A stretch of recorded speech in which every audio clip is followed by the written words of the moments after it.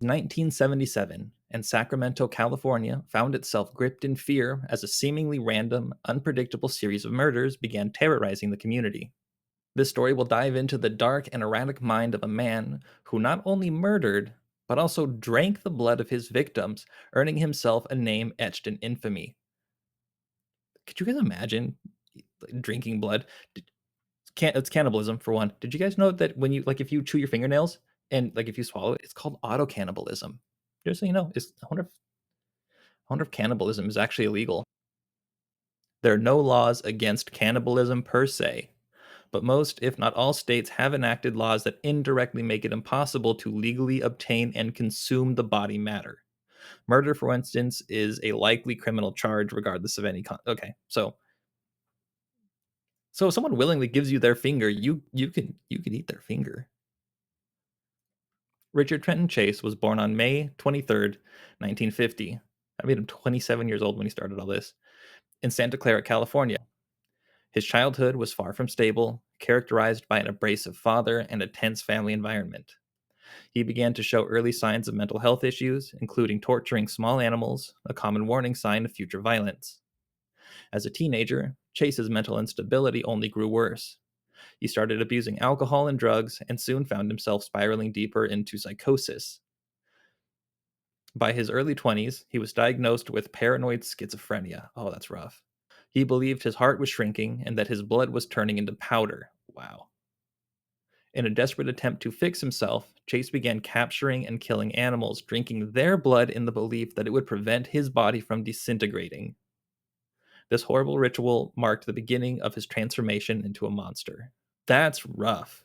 I'm glad that in our current day and age, it is much more like acceptable to talk about mental health issues and become aware of that kind of stuff early. And it's no longer like frowned upon to be like, hey, I have depression, I have anxiety, I have ADHD, I have autism. Like you can just talk about that stuff now, and it's not a problem. Despite several attempts to get psychiatric help, including stays at institutions where he caught help, including stays in institutions where he was caught.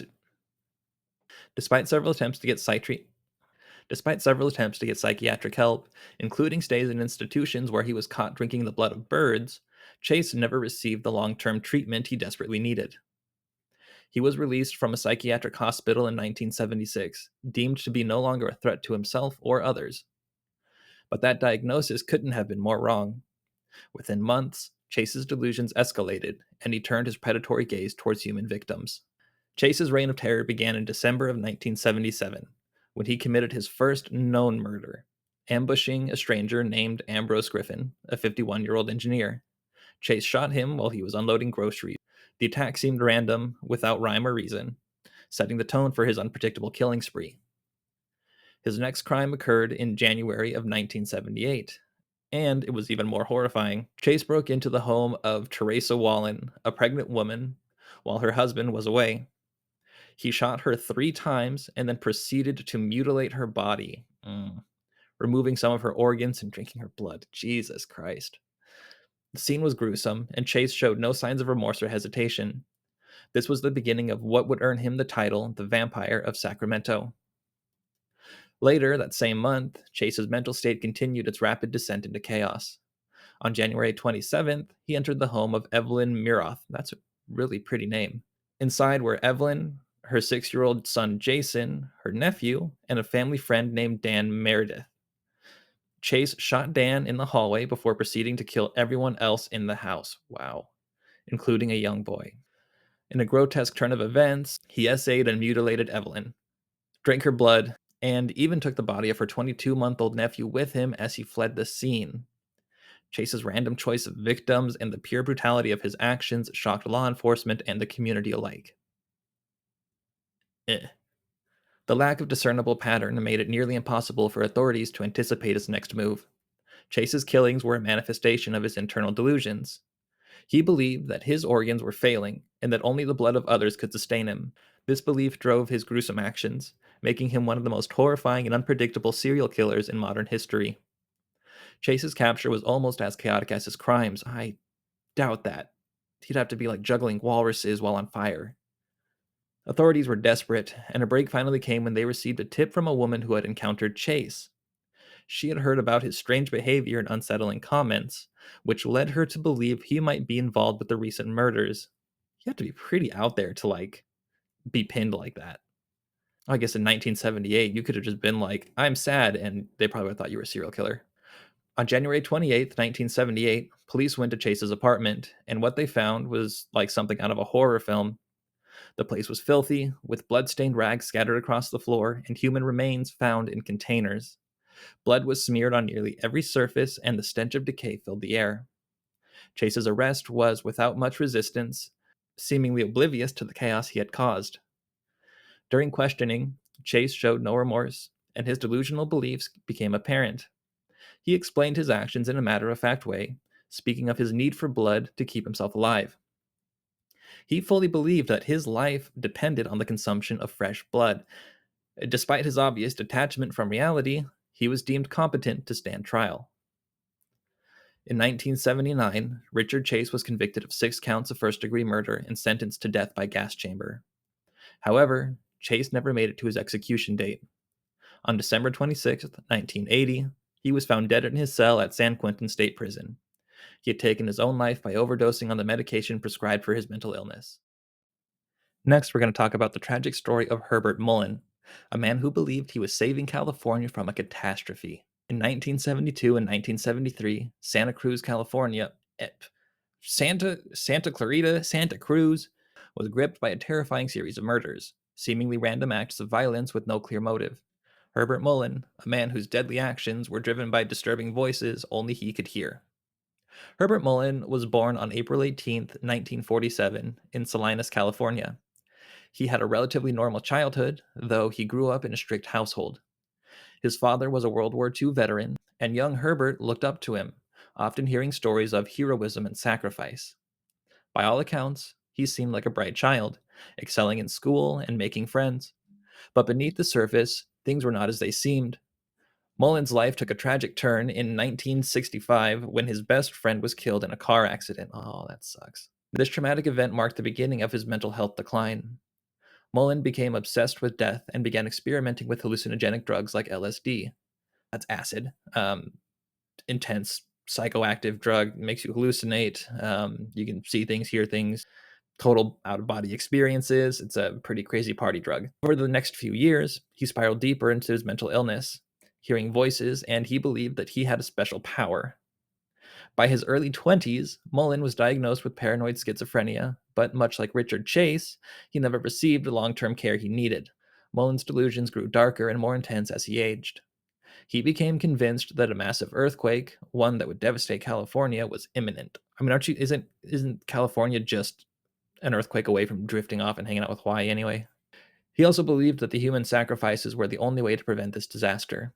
The voices in his head urged him to kill, and Mullen, desperate to fulfill what he thought was his duty, listened.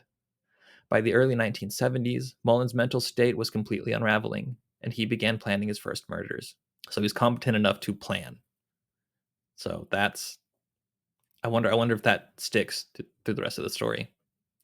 Herbert Mullen's killing spree began on October 13th, 1972. I wonder if that was a Friday the 13th. October 13th was 1972. Is that what I said?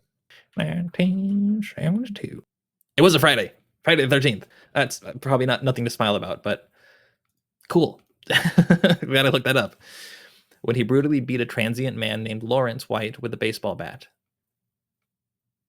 I think we hop back into that a little too fast. Herbert Mullen's killing spree began on October 13th, 1972, when he brutally beat a transient man named Lawrence White with a baseball bat. The attack was completely random, with Mullen later claiming that the voices in his head had commanded him to kill. Friday the 13th, that sounds a little planned to me. I don't think that was a random attack. I think that was a planned attack. Maybe the guy was random. I don't think the act was random. The randomness of his choice of victim made it difficult for authorities to connect the crimes, and his chaotic spree was just beginning. His next victim was Mary Guilfoyle, Guilfoyle, a college student whom Mullen picked up while she was hitchhiking. He stabbed her to death and later dismembered her body, scattering the remains across the hillside. By this point, Mullen's delusions were in full control, and he believed each murder was a necessary sacrifice to prevent the earthquake. He targeted strangers without any consistent pattern, making it impossible for police to identify a motive. In November of 1972, Mullen posed as a stranded motorist to lure Father Henry Tomei, Tomei, a Catholic priest, into helping him. After Tomei stopped to assist, Mullen stabbed him repeatedly, leaving his body on the side of the road. Mullen's increased unpredictability and his willingness to kill anyone, from a hitchhiker to a priest, left the community paralyzed with fear. On January 25th, 1973, Mullen entered the home of the Ota family, killing Dr. Victor Ota, his wife, two children, and the family friends staying with them. He shot them executioner style, which is normally where you have the person down on their knees and you were standing behind them, normally with a gun held down to the back of their head, and kill them that way. So he shot them executioner style and then set fire to the home. By now, Mullen was out of control, believing that each murder was sparing California from annihilation. He moved through the Santa Cruz area, striking at random and leaving chaos in his wake. Mullen's final act of violence took place on February 10th, 1973, when he shot four teenage boys who were camping at Henry Cowell Redwood State Park. He believed that they were telepathically urging him to kill them, and in his delusional state, Mullen complied. These senseless murders shocked the community, and law enforcement was desperate for answers. Mullen's arrest was on February 13th, 1973, shortly after killing the teenage campers. Mullen was pulled over by police. He had been acting suspiciously, and officers noticed a gun in the passenger seat of his car. Mullen was taken into custody, and during questioning, he confessed to all 13 murders without hesitation. He believed that he had saved California from destruction and spoke in detail about the voices that had commanded him to kill. The randomness of Mullen's crimes made it incredibly difficult for authorities to connect them initially, but his confession provided the gruesome details that tied everything together. Mullen showed no remorse. In 1973, Herbert Mullen was found guilty of 10 murders and sentenced to life in prison, but he admitted to 13. During the trial, it became evident that he was severely mentally ill, but the jury found that he knew the difference between right and wrong at the time of the killings, making him legally responsible, for his actions. He was sentenced to life imprisonment with no possibility of parole. Mullen has been denied parole multiple times, most recently in 2021. He remains incarcerated at Mule Creek State Prison in California, where he continues to serve his sentence. Starkweather, along with his teenage girlfriend, Carol Ann Fugit, went on a senseless rampage, leaving 11 victims dead in their wake. Driven by anger, desperation, and an infuriation with outlaws, Starkweather's story is one of rebellion turned deadly. Charles Starkweather was born on November 24th, 1938, in Lincoln, Nebraska. He grew up in a working-class family, the third of 7 children. Starkweather was born with a physical deformity, a mild case of genuvarum, or bow-leggedness. I think I probably said that wrong. Genuvarum, Genuvarum, bow-leggedness, where the legs, instead of being straight, they will either bow out like that, or they will bow inward. I'm assuming it's normally outward, though I believe is what bow-leggedness normally refers to. That made him the target of ridicule from his peers. He often struggled academically due to a speech impediment, which only deepened his feelings of isolation. That's rough. His early school years were marked by bullying, and Starkweather began to harbor resentment against those who tormented him. Despite his struggles, Starkweather found solace in the image of the outlaw. He idolized figures like James Dean and began to cultivate a tough, rebellious persona. He dropped out of high school and found work as a garbage collector, but his dissatisfaction with life continued to grow. It was during this time that he began his relationship with Carl Ann Fugit, a 14-year-old girl who became his partner in crime. Doesn't say how old he was when he dropped out of high school, so I'm just going to assume he's like 16. By late 1957, Starkweather's frustration with the world had reached a boiling point. He felt powerless, angry, and ready to lash out. In December of that year, he committed his first murder, setting the stage for a killing spree that would shock the nation. His hatred for society, combined with his desire for excitement and a belief that he had nothing to lose, led him down a path of senseless violence. Starkweather's first murder occurred on November 30th, 1957, when he killed Robert Colvert, a gas station attendant, in a botched robbery. Starkweather had attempted to buy a stuffed animal on credit, but when Colvert refused, Starkweather returned later with a shotgun. He forced Culvert into his car, drove him to a remote area, and shot him in cold blood. That doesn't sound like a failed robbery. This marked the beginning of Starkweather's descent into chaos. In January of 1958, Starkweather's killing spree began in earnest. He went to Carol Ann Fugett's home, where an argument with her parents escalated into violence. He's going to kill her parents. Starkweather shot and killed Carol's mother, stepfather, and baby sister before hiding their bodies and taking Carol with him. The two then fled, starting a cross-state rampage that would claim the lives of 8 more people. As the pair traveled across Nebraska and into Wyoming, their victims included a wealthy businessman named C. Lauer Ward, his wife Clara, and their maid, Lillian Fenkel, FENCL. Starkweather shot and killed the family after breaking into their home, looting their belongings, and stealing their car. During their spree, he also encountered strangers whom they shot without hesitation, including a traveling salesman named Merrill Collison. I was Merrill Collison, who they murdered in Wyoming. Starkweather's methods were erratic, ranging from shooting the victims with a shotgun to stabbing them with knives. Victims were chosen at random, based on convenience or perceived threat. The killing spree lasted for 8 days, during which Starkweather and Fugett left a trail of bloodshed and fear. His lack of planning and the sheer chaos of the murders made him one of the most unpredictable killers of his time. Starkweather and Fugett were eventually caught on January 29th in 1958, after being chased by law enforcement in Wyoming. The police were alerted by a witness who had noticed the stolen car and recognized the pair from media reports. During the high-speed chase, Starkweather attempted to evade capture, but ultimately surrendered when his vehicle was forced off the road. Carol Ann Fugett claimed that she had been held hostage and was not willingly participating in the murders, though Starkweather insisted she was a willing accomplice. This led to a highly publicized trial, where the two offered conflicting accounts of their involvement. Starkweather, eager to shift some of the blame, portrayed Carol as an enthusiastic partner, while Carol maintained her innocence, stating that she had been too frightened to escape. Charles Starkweather was found guilty of multiple counts of first-degree murder and sentenced to death. On June 25, 1959, he was executed in the electric chair at Nebraska State Penitentiary. To the end, Starkweather showed little remorse, claiming that he had been pushed to his breaking point by a cruel society and that his actions were a form of rebellion against the world that had wronged him. Carol Ann Fugett, on the other hand, was sentenced to life in prison for her role in the murders, though she continued to insist that she had been coerced by Starkweather. After serving 17 years, Fugett was granted parole in 1976. She has since tried to live a quiet life, avoiding the spotlight and distancing herself from the past. Fugett has repeatedly maintained that she was a victim in Starkweather's violence, though public opinion remains divided. What do you guys think? I think she willingly killed. She had to have. I guess if he killed your parents and you didn't want that, like, but he would have just killed her too. I think if she fought and put up a big, what do you think? Boop boop boop.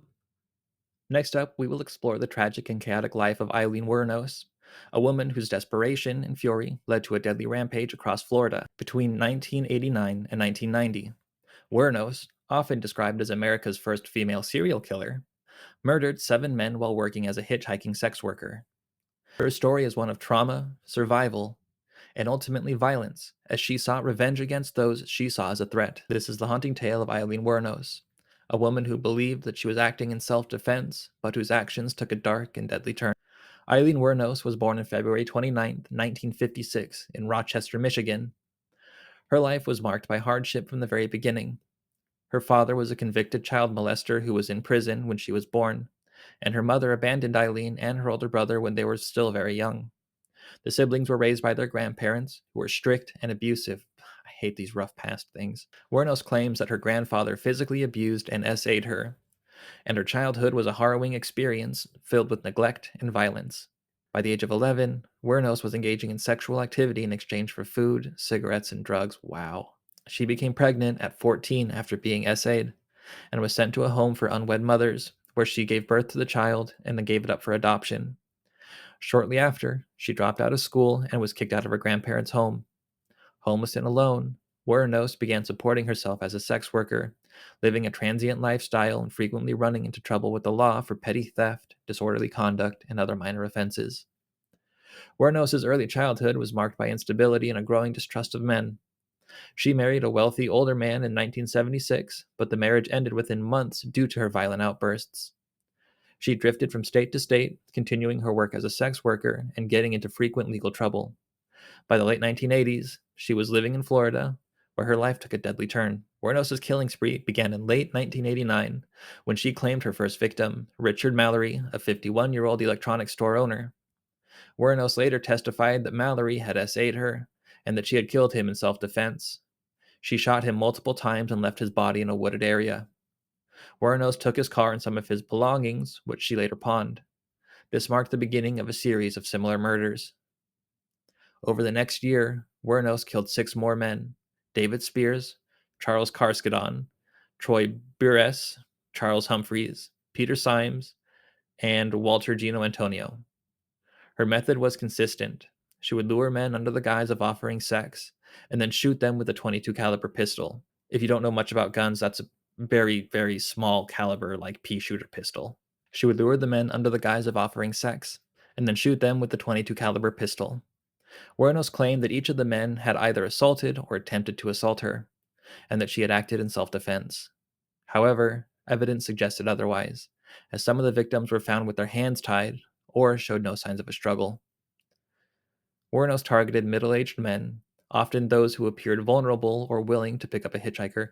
My psychiatrist told me I was middle-aged. I'm 31. He told me I was a middle-aged man. I'm not a young man, but I'm not middle-aged. Like, do I get a crisis and a Camaro? Wuornos targeted middle-aged men, often those who appeared vulnerable or willing to pick up a hitchhiker. She would rob her victims after killing them, taking their cash and personal belongings. The killings were chaotic and fueled by her own growing paranoia and hatred of men. Wuornos was finally captured in 1991 after police connected her to items pawned from several of the victims. She had been leaving her fingerprints during the pawn transactions, which eventually led investigators to her. Wuornos was arrested at a biker bar in Florida, where she had begun living with her girlfriend, Tyria Moore. After her arrest, Moore cooperated with law enforcement in an attempt to get Wuornos to confess. Over the course of several phone conversations, Moore convinced Wuornos to take responsibility for the killings, which Wuornos ultimately did. Good for her. She confessed to the murders but maintained that they were all acts of self-defense, claiming that each of the men had either SA'd her or attempted to SA her. Eileen Wuornos was charged with multiple counts of first-degree murder. During her trial, the prosecution painted her as a cold-blooded killer who murdered for financial gain, while Wuornos insisted that she had been defending herself. In 1992, she was found guilty of 6 counts of first-degree murder and sentenced to death. She was later found guilty of a 7th murder as well and received an additional death sentence. Wuornos spent 10 years on death row, during which she gave several interviews, expressing her anger and frustration with the legal system. Her mental state deteriorated over the years, and she exhibited signs of severe paranoia. On October 9th, 2002, Eileen Wuornos was executed by lethal injection at Florida State Prison. Her last words were, quote, "Yes, I would just like to say that I'm sailing with the Rock, and I'll be back like Independence Day with Jesus. June 6th, like the movie, big mothership and all. I'll be back." Lastly, we're going to look at the chaotic life of Carl Panzram. Hey, where'd my script go? And last but not least, Carl Panzram, a man whose rage and violence knows no bounds. From the early 1900s until his arrest in 1928, Panzram left a trail of destruction and death across multiple states and countries. Known for his unrepented cruelty and disdain for humanity, Panzram's story is one of unbridled chaos and malice. This is going to be a nasty story. Carl Panzram was born on June 28, 1891, in East Grand Forks, Minnesota. He grew up in a large, impoverished family, and from an early age, his life was filled with hardship and brutality. His father abandoned the family when Carl was only 7 years old, and his mother struggled to support her children. Panzram, a rebellious child, soon found himself in trouble with the law. At just 11 years old, he was sent to a reform school, where he endured severe physical abuse at the hands of the staff. I can't believe that, like, back in the early 1900s, like, that was just okay. You could just beat children to do it. Like, I think I'm not going to get into our current culture and where I think it's at. I think a lot of stuff is great with our current culture, but some stuff is a little much. But beating children, just 100 years ago, it blows my mind. I I don't know how anybody thought that was okay. Everybody was just like collectively cool with hitting a child. Mind blowing. The abuse fueled his hatred for authority and society, and Panzram's young mind was shaped by violence and resentment. Yeah, see, you beat the serial killer into this guy. After escaping the reform school, he began a life of petty crime, burglaries, theft, and arson, as he drifted across the country, often getting caught and ending up in jail, where he faced further abuse. These experiences hardened Panzram, who vowed to take revenge on anyone who crossed him. Yeah, I think at some point you're just putting yourself in jail and seeking out the abuse. Like, you know, by his teenage years, Panzram was already a seasoned criminal, and his hatred for humanity grew with each passing year. He spent much of his early life in and out of prison, where the brutal treatment he received only deepened his resolve to lash out at the world. Panzram believed that society had made him the way he was, and he embraced his role as a monster, determined to inflict as much pain as possible. Karl Panzram's killing spree began in 1920 when he traveled to Angola, where he claimed to have killed several local men, although the exact number remains unknown. Where's Angola? Where's Angola? A country in southern Africa, on the west central coast. Okay. I'm glad I looked that up because I thought it was somewhere in Asia. His methods were as varied as they were brutal. He shot, bludgeoned, and strangled his victims, often with little or no provocation. Panzram was driven by pure rage, and his crimes were marked by a level of brutality that was shocking even among serial killers. One of Panzram's most notorious crimes occurred in 1920 when he broke into the home of former US President William Howard Taft. Wow. Dude broke into it. Wow. That's. I wonder if he knew. He must have known that's where he was going. He stole cash and a Colt 45 handgun, which he later used in several of his murders. Wow. In 1922, he used the stolen weapon to kill two boys in New York. Panzram lured the boys to a remote location where he essayed them and then shot them. His complete lack of empathy and his willingness to target the innocents made him one of the most terrifying figures of his time. Panzram traveled extensively, committing murders wherever he went. In 1923, he sailed to Africa, where he claimed to have killed 6 men who attempted to rob him. His rage knew no borders, and his chaotic spree stretched across continents.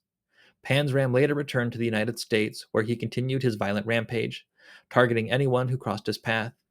He confessed to killing a young boy in Salem, Massachusetts, and another in Philadelphia, both with the same cold indifference that marked all of his crimes.